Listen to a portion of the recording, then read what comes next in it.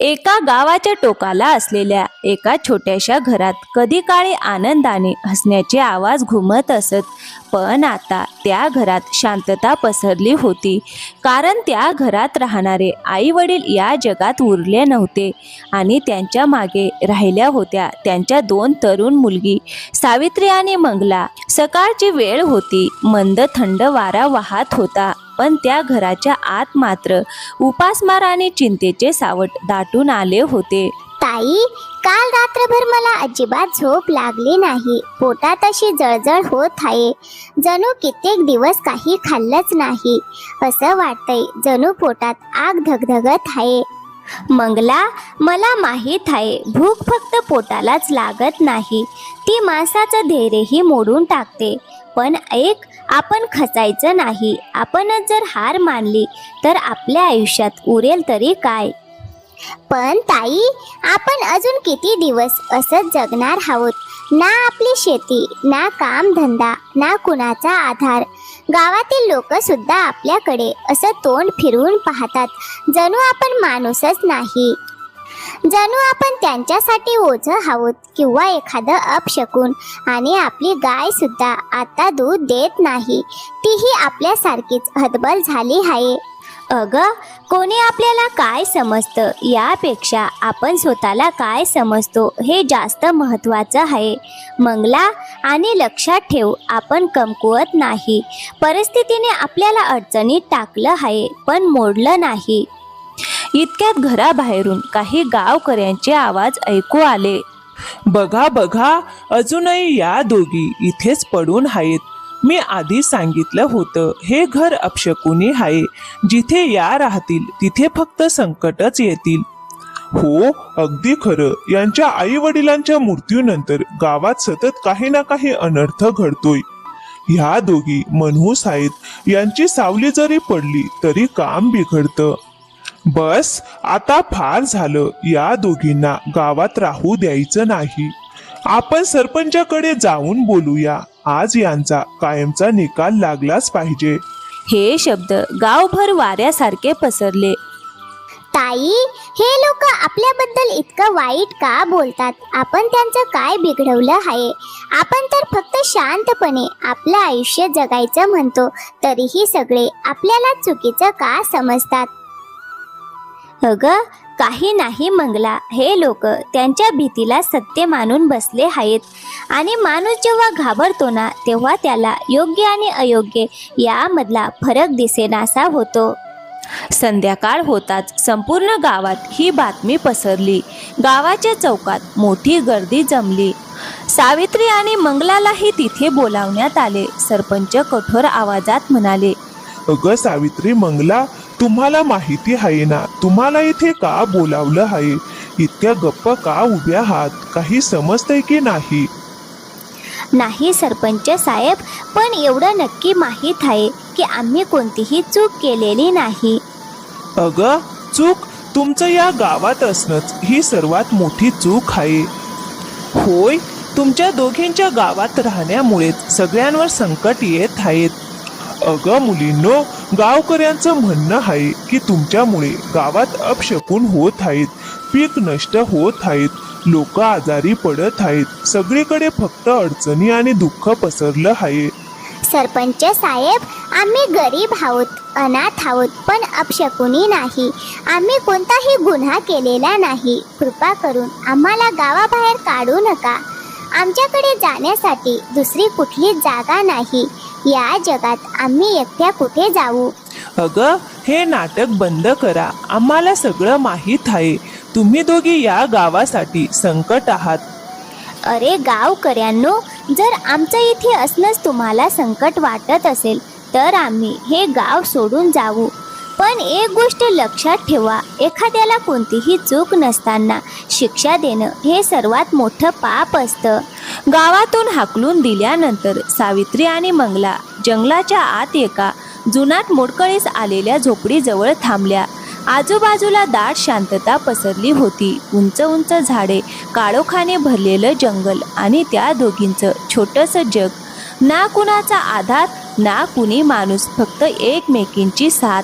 मंगला घाबरलेल्या आवाजात म्हणाली, ताई, ही जागा मला अजिबात चांगली वाटत नाही. इथे ना कुठे घर दिसतंय ना प्रकाश, आणि त्यात हे काळे कुट्ट ढग. माझं मन खूप घाबरतंय. असं वाटतंय जणू आज काहीतरी फार वाईट घडणार आहे. अगं मंगला, मला सुद्धा भीती वाटते आहे, पण आता आपल्याजवळ दुसरा कोणताही मार्ग नाही. हीच आता आपली जागा आहे, हेच आपलं घर आहे. कितीही संकट आली तरी आपल्यालाच हे सगळं आपलं मानून जगावं लागेल. हळूहळू संध्याकाळ गडद होत गेली. आकाशात काळे ढग दाटून आले.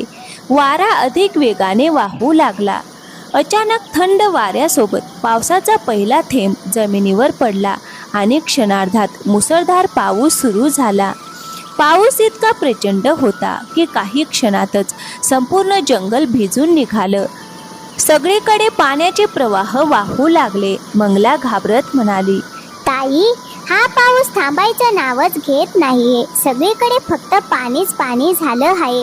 वाटाही पाण्याखाली गेल्या आहेत. आता आपण अन्न कुठून आणणार? आपल्याजवळ तर खायला एक दाणा सुद्धा उरलेला नाही. आता काय करायचं आपण?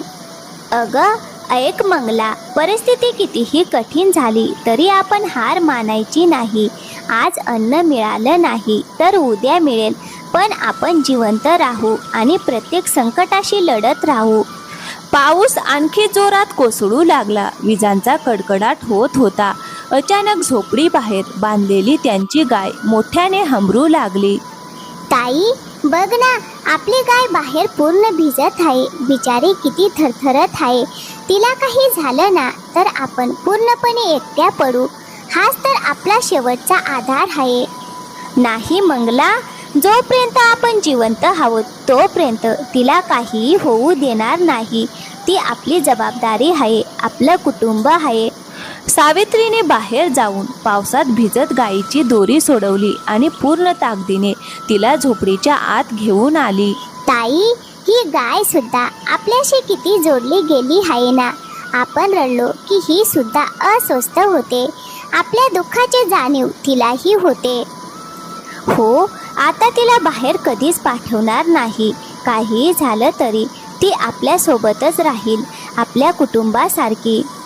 हो ताई, आजपासून ही फक्त जनावर नाही तर आपल्या कुटुंबाचा भाग आहे, आणि कुटुंबाला कधीच एकटं सोडत नाहीत. आई बाबा गेल्यानंतर हीच तर आपल्यासोबत उभी राहिली आहे. आता आपण तिघीच एकमेकींचा आधार आहोत. तिला आपण कधीच एकटं सोडणार नाही, कधीच नाही. त्या मोडकळीस आलेल्या झोपडीत आता तिघी एकत्र होत्या. बाहेर भीषण वादळ सुरू होतं, पण आत मात्र मायेची एक छोटीशी ऊब होती. अगं ऐक मंगला, आजची रात्र आपल्याला कसंबसं काढावी लागेल. परिस्थिती आपल्या हातात नाही, पण आपले निर्णय मात्र आपल्यालाच घ्यावे लागतील. उद्या सकाळी मी जवळच्या शहरात जाणार आहे. या गावात तर प्रत्येकजण आपल्याला ओळखतो आणि आपल्याला सतत टोमणा मारतो, पण शहरात कुणीच आपल्याला ओळखणार नाही. कदाचित तिथे कुणीतरी मला काम देईल. जर आपल्याला एक संधी मिळाली तर आपण पुन्हा आपलं आयुष्य उभं करू शकतो. ताई, आणि मी इथे एकटी कशी राहू? तू नसशील तर मला खूप भीती वाटेल. अगं तू इथेच थांब. आपल्या गायीची काळजी घे. तीही आपल्यासाठी तितकीच महत्त्वाची आहे जितक्या आपण एकमेकींसाठी आहोत. आजची रात्र आपण कसं तरी उपाशी पोटी काढूया. मला माहीत आहे हे सोपं नाही, पण मी तुला वचन देते, उद्या मी रिकाम्या हाताने परत येणार नाही. काही ना काही घेऊन नक्की परत येईन. ताई, तू खरंच माझ्यासाठी आई आणि बाबा दोघंही आहेस. तू नसतीस तर कदाचित मी या जगात एकटीच तुटून गेले असते. अगं असं कधी बोलायचं नाही मंगला. आपण दोघी एकमेकींसाठी आहोत ना, आणि जोपर्यंत आपण एकत्र आहोत तोपर्यंत जगातली कोणतीही ताकद आपल्याला हरवू शकत नाही. रात्र हळूहळू संपली आणि सकाळची मंद किरण झोपडीच्या आत पसरू लागली. पाऊस थांबला होता. जंगलात ओलसर मातीचा सुगंध दरवळत होता. ताई, तू आता निघतेस का? अगं हो, मी शक्य तितक्या लवकर परत येण्याचा प्रयत्न करेन. तू स्वतःची काळजी घे आणि जास्त बाहेर जाऊ नकोस. जंगलात प्रत्येक गोष्ट सुरक्षित नसते. असं म्हणत सावित्री झोपडी बाहेर पडली आणि जंगलाच्या वाटेने शहराच्या दिशेने चालू लागली. तिचे पाय थकलेले होते, पण तिचा निर्धार मात्र खंबीर होता. सावित्री शहराच्या गजबजलेल्या रस्त्यावर चालत होती. तिच्या मनात एकच विचार सुरू होता. इथे खरंच कुणी कुणाला ओळखत नाही. कदाचित हीच माझी सर्वात मोठी आशा आहे. ती एका दुकानासमोर थांबली. भाऊ, काही काम मिळेल का? मी कोणतंही काम करेन. झाडलोट, भांडी, साफसफाई, फक्त काम हवं आहे. अगं, माझ्याकडे कोणतंच काम नाही. इथून निघून जा. सकाळी सकाळी असे भिकारी येऊन उभे राहतात. महागाई आधीच वाढली आहे, त्यात तुमच्यासारख्यांचे नाटक. सावित्री शांतपणे तिथून निघाली. ती एका मागून एक अनेक दुकानावर गेली, पण प्रत्येक ठिकाणी तिला फक्त नकारच मिळाला. हळूहळू तिची पावलं जड होऊ लागली. ती मनातच म्हणाली, कदाचित इथेही काही फरक नाही. जागा बदलली म्हणून नशीब थोडंच बदलतं. माणसं तर तशीच असतात. इतक्यात रस्त्याच्या कडेला बसलेले एक वृद्ध गृहस्थ तिला हाक मारत म्हणाले, मुली, सकाळपासून मी तुला पाहतोय. तू प्रत्येक दुकानात जात आहेस, काम शोधते आहेस ना? हो बाबा, कुठलंही काम मिळालं तरी चालेल. घरी माझी लहान बहीण आहे. ती माझी वाट पाहत असेल. आमच्याकडे काहीच उरलेलं नाही. अगं मुली, तू हार मानणाऱ्यांपैकी वाटत नाहीस. आजपासून तू इथे काम सुरू करू शकतेस. त्यांनी काही रुपये तिच्या हातात ठेवले आणि म्हणाले, हे घे, पहिल्या दिवसाची मदत असं समज. सावित्रीच्या डोळ्यात पाणी आलं. खूप खूप धन्यवाद बाबा. मी हे पैसे जपून ठेवेन आणि मन लावून काम करेन. तुम्ही मला एक संधी दिलीत. माझ्यासाठी हीच सर्वात मोठी गोष्ट आहे. त्या पैशात सावित्रीने थोडं राशन घेतलं आणि झोपडीकडे परत निघाली. तिच्या चेहऱ्यावर आता हलकीशी आशेची किरण दिसत होती. त्याच दरम्यान झोपडीत बसलेली मंगला मनात विचार करत होती. ताईला लवकर परत येऊ दे. आजचा दिवस कसा तरी पार पडू दे. जर आम्हाला थोडीशी जरी आशा मिळाली ना, तर आम्ही पुन्हा आपलं आयुष्य बदलू शकतो. तेवढ्यात सावित्री आली. दोन्ही बहिणींनी मिळून चूल पेटवली. बाहेर पुन्हा एकदा मुसळधार पाऊस सुरू झाला होता, पण यावेळी परिस्थिती थोडी वेगळी होती. बाहेर काळोख, वादळ आणि कोसळणारा पाऊस होता, पण झोपडीच्या आत मात्र सावित्री आणि मंगला गरम अन्न खात शांततेचा अनुभव घेत होत्या. कित्येक दिवसांनी त्यांच्या चेहऱ्यावर थोडंसं समाधान दिसत होतं. पण त्याच वेळी गावात काही स्त्रियांच्या गप्पांमध्ये पुन्हा त्या दोघींची चर्चा सुरू झाली. त्याच दरम्यान एक माणूस चोरून त्या वृद्ध चहावाल्याजवळ गेला, ज्यांनी सावित्रीला काम दिलं होतं. अहो काका, ऐकलत का? तुम्ही तुमच्या दुकानात एका गावातून आलेल्या मुलीला कामावर ठेवलं आहे म्हणे. काका, तुम्ही सावध राहा. ती अनाथ आहे. तुमच्यावर आधीच कर्ज आहे. कुठे असं होऊ नये की तिच्यामुळे तुमचं कामही बुडेल. लोक म्हणतात त्या दोन्ही बहिणी अपशकुनी आहेत. त्या माणसाच्या शब्दांनी उर्ध्वग्रस्तांच्या मनात शंकेचं बीज पेरलं. मग दुसऱ्या दिवशी सकाळी सावित्री नेहमीप्रमाणे कामावर आली. अगं मुली, ऐक, तू इथे काम करू शकत नाहीस. मला माझा व्यवसाय बंद पडू द्यायचा नाही. मी ऐकलं आहे की तुम्ही दोघी अनाथ बहिणी अपशकुनी आहात. जिथे जाता तिथे नुकसानच होतं. हे ऐकून सावित्रीच्या डोळ्यात अश्रू दाटले. बाबा, हे सगळं फक्त अफवा आहेत. तुम्हाला हे माहिती आहे ना, गावातले लोक एकमेकांना खाली पाडण्यासाठी अशा गोष्टी पसरवत असतात. माझे आई वडील या जगातून जाणं ही फक्त नियती होती. जन्म आणि मृत्यू हे सगळं देवाच्या हातात असतं. त्यात आमची काय चूक? तुम्ही शहरातले असूनही अशा गोष्टींवर विश्वास ठेवत आहात. असं करू नका बाबा. आमचा शेवटचा आधार हिरावून घेऊ नका. हो मुली, मी मान्य करतो, पण मला अशी कोणतीही अडचण नको आहे ज्यामुळे माझ्या रोजीरोटीवर परिणाम होईल. तुम्ही दुसरीकडे जा आणि उद्यापासून सकाळी सकाळी इथे थांबू नकोस, नाहीतर माझा पूर्ण दिवस खराब जाईल. हे शब्द ऐकताच सावित्रीच्या मनाला खोल जखम झाली. ती काहीही न बोलता तिथून निघून गेली. तिची पावलं जड झाली होती आणि डोळ्यातून अश्रू ओघळत होते. चालत चालत ती जंगलाजवळ आली आणि एका मोठ्या झाडाखाली जाऊन बसली. ती पूर्णपणे थकली होती, हरली होती आणि आतून तुटून गेली होती.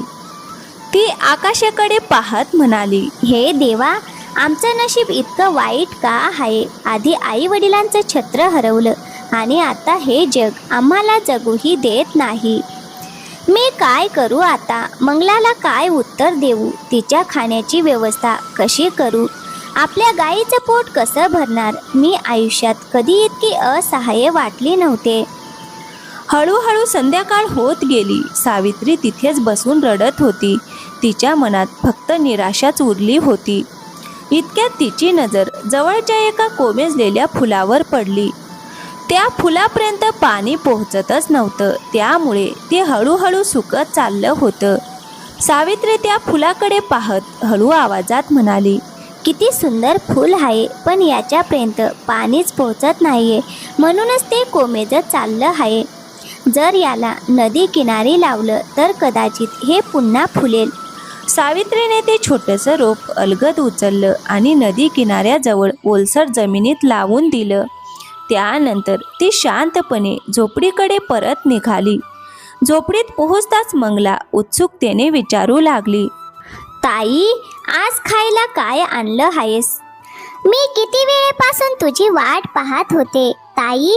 मला खूप भूक लागली होती. वाटलं होतं तू आलीस की काहीतरी बनवू. अगं मंगला, आता जे थोडंसं उरलं आहे ते जपून वापरावं लागेल. मला कामावरून काढून टाकलं आहे. काय ताई, पण का?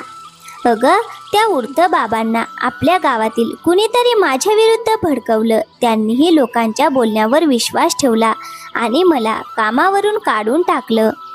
ताई, हे सगळं अजून किती दिवस चालणार? अशाने आपलं जगणंच कठीण होईल. लोक आपल्या सोबत असं का करत आहेत? आपण तर कुणाचंही वाईट केलं नाही, तरी प्रत्येक जण आपल्याला चुकीचं समजतो. अगं, जाऊ दे मंगला, चल जंगलात जाऊया. आपल्या गायीसाठी थोडं गवत घेऊन येऊ. निदान ती तरी सुरक्षित राहिली पाहिजे. दोन्ही बहिणी जंगलाच्या दिशेने चालू लागल्या. थोडं पुढे गेल्यावर सावित्रीची नजर त्या फुलाच्या रोपट्याकडे गेली, जे तिने नदी किनारी लावलं होतं. ताई, बघ ना, हे तेच फूल आहे ना जे काही वेळापूर्वी कोमेजलं होतं आणि आता किती सुंदर फुललं आहे. अगं मंगला, जर एक कोमेजलेलं फूल योग्य जागा मिळाल्यावर पुन्हा उमलू शकतं, तर आपलं आयुष्य का नाही बदलू शकत? ताई, आपल्याला सुद्धा कधी सन्मानाने जगण्याचा हक्क मिळेल का? असा दिवस येईल का जेव्हा लोक आपल्याकडे संशयाने नाही तर माणूस म्हणून पाहतील? हक्क नक्की मिळेल मंगला. आणि जर ही दुनिया तो आपल्याला देणार नसेल तर आपण स्वतः तो मिळवू. चल, आता आपण सरपंचाकडे जाऊया. शेवटचा एकदा त्यांच्या समोर आपलं सत्य सिद्ध करण्याची संधी मागूया. दोन्ही बहिणी सरपंचाच्या घरासमोर जाऊन उभ्या राहिल्या. त्यांच्या मनात भीतीही होती, वेदनाही होत्या, पण आशेचा किरण अजूनही जिवंत होता. अगं मुलींनो, तुम्ही दोघी पुन्हा इथे कशासाठी आलात? तुम्हाला तर आधीच गावातून हाकलून दिलं आहे. पुन्हा काही अपशकुन पसरवायला आल्या आहात का? सरपंच साहेब, तुम्ही संपूर्ण गाव सांभाळता. आमच्यावर थोडी दया करणार नाही का? आम्हाला फक्त स्वतःला सिद्ध करण्याची एक संधी हवी आहे. अगं, कसली संधी? गावकऱ्यांचं म्हणणं आहे की तुमच्यामुळे शेती खराब होत आहे, मुलं आजारी पडत आहेत आणि गावात काही सुरळीत चालत नाही. आणि एकदा तर तुमच्यामुळे हरिभाऊंची गाय सुद्धा हरवली होती. सरपंच साहेब, बस करा आता. गावकऱ्यांची ही चुकीची मानसिकता बदलण्याची गरज आहे. आम्हाला हे सिद्ध करायचं आहे की जे काही घडलं त्यासाठी आम्ही जबाबदार नाही. आम्ही विनाकारण संशय आणि अपमान सहन करत आहोत. अगं, ठीक आहे, मी तुम्हाला 1 महिन्याचा वेळ देतो. गावाबाहेर एक ओसाड आणि बंजर शेत आहे. जर तुम्ही एका महिन्यात त्या जमिनीत भाजीपाला किंवा पीक उगवलं तर आम्ही मान्य करू की तुम्ही अपशकुनी नाही. ठीक आहे सरपंच साहेब, हे आम्हाला मान्य आहे. आम्ही आमच्या माथ्यावरचा हा कलंक नक्की पुसून टाकू. त्यासाठी आम्हाला पूर्ण जगाशी लढावं लागलं तरी चालेल, पण आम्ही आमचं सत्य सिद्ध करूनच दाखवू. आम्ही कोणताही चुकीचा मार्ग निवडलेला नाही आणि आता हा अपमान आणखीन सहन करणार नाही. सत्य कितीही लपवण्याचा प्रयत्न केला तरी एक दिवस ते समोर येतच आणि त्या दिवशी लोकांना स्वतःच समजेल की आम्ही दोषी नव्हतो. सावित्रीच्या या शब्दामध्ये वेदना होत्या, पण त्याहून मोठा आत्मविश्वासही होता.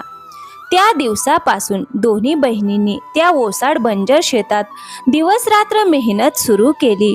कडक उन्हात काम करताना त्यांच्या हातावर फोड आले, डोळ्यात झोप उरली नाही, शरीर थकून जात होतं, पण मनातली आशा अजूनही जिवंत होती. गावकरी मात्र अजूनही त्यांची थट्टा करत होते. अरे बघा बघा, पुन्हा आल्या या दोघी. आता बघा, हे शेतही यांच्यामुळे उजाड होईल. या जिथे जातात तिथे काही ना काही अनर्थ घडतोच. आता या बंजर जमिनीचंही तसंच होणार. पण सावित्री आणि मंगला कोणाच्याही बोलण्याकडे लक्ष न देता शांतपणे मेहनत करत राहिल्या.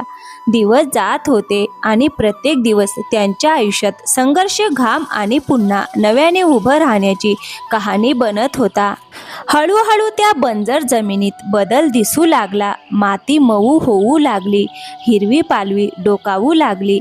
एक दिवस मंगला आनंदाने म्हणाली, ताई बघ ना, ही माती आता आधीसारखी राहिलेली नाही. यात आता ओलावा आहे, यात पुन्हा जीव निर्माण होत आहे. हो मंगला, असं वाटतंय की आपल्या मेहनतीला हळूहळू फळ मिळायला लागलं आहे.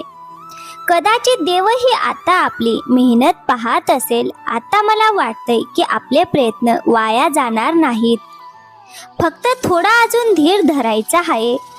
असं करत पूर्ण 1 महिना निघून गेला. दोन्ही बहिणींनी अथक मेहनत आणि जिद्दीच्या जोरावर त्या बंजर शेतात सुंदर भाजीपाला आणि हिरवं पीक उगवलं होतं.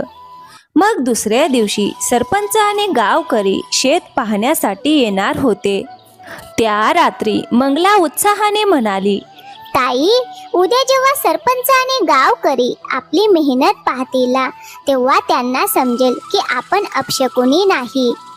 हो मंगला, कदाचित उद्यापासून सगळं बदलून जाईल. गावकरी आपल्याला पुन्हा स्वीकारतील आणि आपण पुन्हा आपल्या घरात राहू शकू.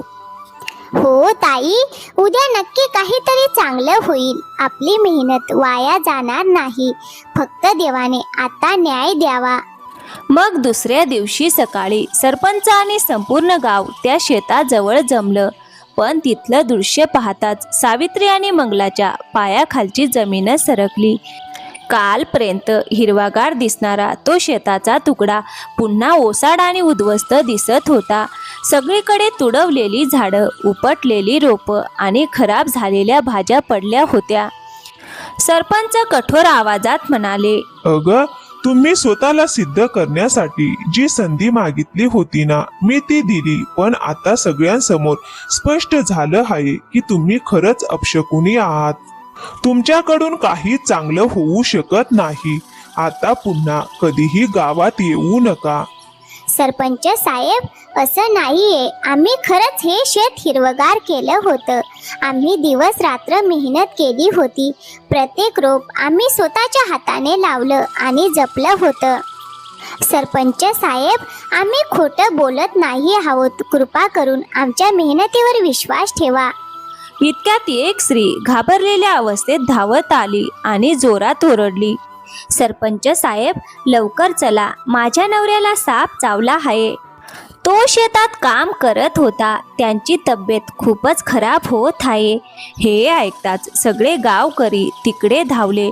तिथे हरिभाऊ जमिनीवर पडलेले होते. त्यांच्या आजूबाजूला भाज्या आणि फळं विखुरलेली पडली होती.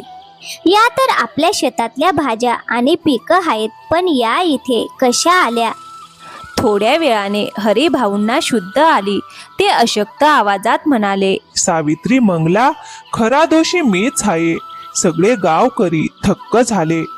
मीच गावकऱ्यांच्या मनात तुमच्याविषयी द्वेष भरला. मला तुमची जमीन आणि घर हडपायचं होतं, म्हणून मी सतत लोकांच्या मनात तुमच्याबद्दल भीती आणि संशय निर्माण करत राहिलो. किसनही माझ्या सोबत होता. हे सगळं आम्हा दोघांचंच कारस्थान होतं. गावकरी अवाक होऊन ऐकत होते. शेती खराब करणं, गायी गायब करणं, हे सगळं मीच केलं, फक्त तुम्हाला बदनाम करण्यासाठी. पण आज जेव्हा मी तुमचं शेत उद्ध्वस्त करून ही पिकं फेकायला निघालो, त्याच वेळी मला सापाने दंश केला. आणि त्या क्षणी मला समजलं की कुणालाही जास्त काळ विनाकारण त्रास देता येत नाही. सत्य एक ना एक दिवस समोर येतच. वर बसलेला देव प्रत्येक गोष्टीचा हिशोब ठेवत असतो आणि आज मला माझ्या कर्माची शिक्षा मिळाली. हरिभाऊंचे शब्द ऐकून तिथे शांतता पसरली. हरिभाऊ, तुम्ही खूप चुकीचं केलं. एकदाही विचार केला नाही की आमचे आई वडील आता या जगात नाहीत. आम्ही दोघी बहिणी आधीच दुःखात होतो आणि त्यात तुम्ही आमच्यासोबत हे सगळं केलं. हरिभाऊ, तुम्हाला कल्पनाही नाही, एखादी चुकीची अफवा आणि गैरसमज एखाद्याचं संपूर्ण आयुष्य किती उद्ध्वस्त करू शकतात. सावित्रीचे शब्द ऐकून गावकऱ्यांच्या चेहऱ्यावर पश्चातापाने लाज स्पष्ट दिसू लागले. काही क्षणातच सरपंचांनी हरिभाऊ आणि किसनला पकडून कारागृहात टाकण्याचा आदेश दिला आणि सावित्री व मंगलाला पूर्ण सन्मानाने पुन्हा गावात परत बोलावण्यात आलं.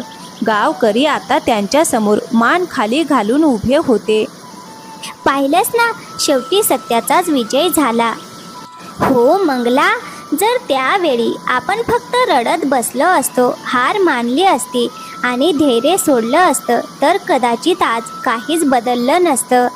आपण आयुष्यभर असंच भटकत राहिलो असतो. प्रत्येक रस्ता कठीण वाटला असता आणि आयुष्य ओझ्यासारखं वाटू लागलं असतं. पण एक गोष्ट नेहमी लक्षात ठेव, योग्य वेळी योग्य निर्णय घेणं हीच आयुष्यातली सर्वात मोठी शहाणपणाची गोष्ट असते. आज जे काही चांगलं घडलं ना, ते फक्त आपल्या धैर्यामुळे आणि सत्यावरच्या विश्वासामुळे. हो ताई, शेवटी नेहमी सत्याचाच विजय होतो आणि हळूहळू सगळं पुन्हा ठीक होतं.